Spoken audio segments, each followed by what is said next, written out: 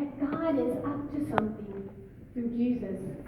Nicodemus comes to him at night and wants to know why Jesus is doing what he's doing. He knows that he could not do this apart from God, but he just has a lot of questions. And that's what happens in our lives. Sometimes we're afraid to ask the questions because we're not going to like the answer. We don't want to hear what people want to tell us. But it's only by asking questions and discerning what God is up to in our lives that we can carry out on the path that's set before us. Nicodemus comes at night because he is afraid of what his colleagues will think of him. But Nicodemus knows that he has to have this conversation with God. It's important to him because he has seen, it has been revealed to him that Jesus is up to something. And he cannot just sit and be silent. So as they're in this conversation, it becomes a little more difficult for Nicodemus to understand. To be born from above? What does it mean to be born? It means knowing God's presence. Not to be literally reborn, going to the mother's womb, but it means knowing about Spirit and that God gives us new birth. Every time we call the Spirit into our lives, change can happen and our hearts can be refreshed and renewed.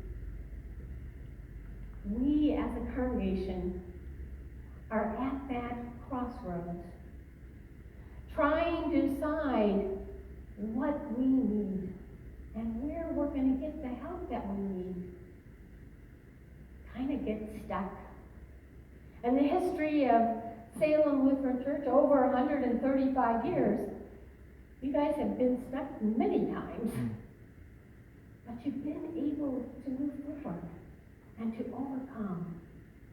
And how did that happen? But because of God's Spirit in this place. We are a congregation. Although small this morning, we are a congregation that has so many great gifts.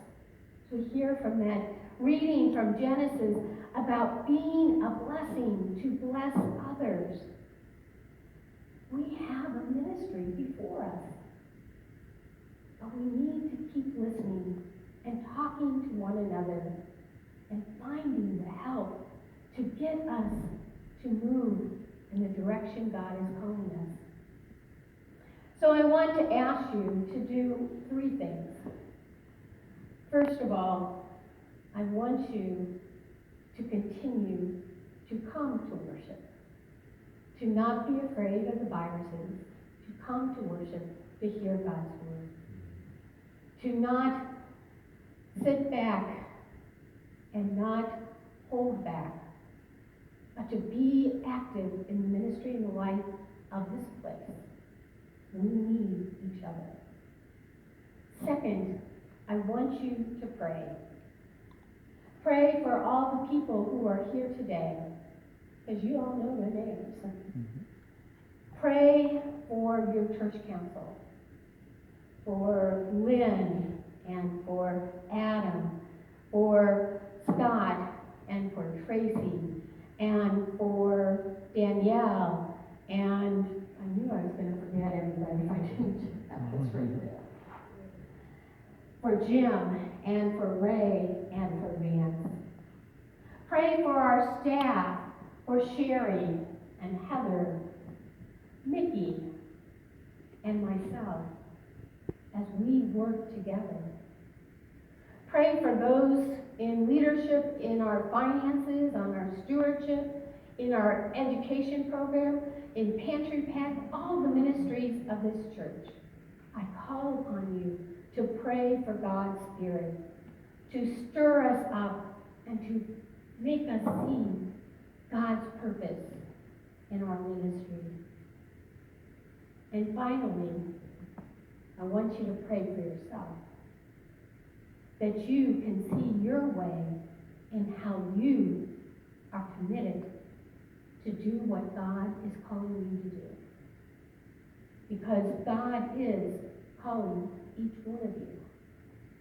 And you need to see your purpose. Ask questions. Look for help. Be open to God's Spirit. For we are to daily be reborn in God's Spirit with the water and the word. We come together. Amen.